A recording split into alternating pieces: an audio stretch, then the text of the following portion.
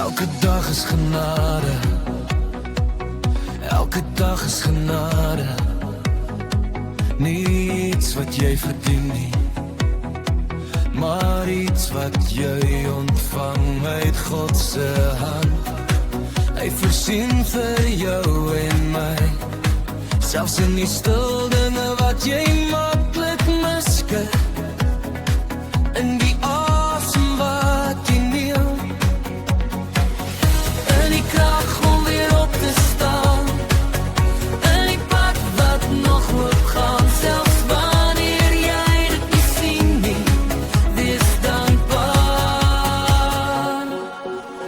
Nie net vir die groot oorwinnings nie, maar vir die eenvoudige feit dat jy vandag nog hier is. Eer wat op beslag, nie alles gelyk nie, nie alles op een slag nie,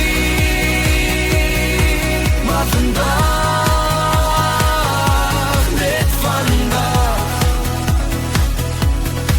God se woord gee krag, dit gee hoop, wanneer jou eie gedagtes moeg raak, dit gee beloftes wanneer jou hart onseker voel, vertrou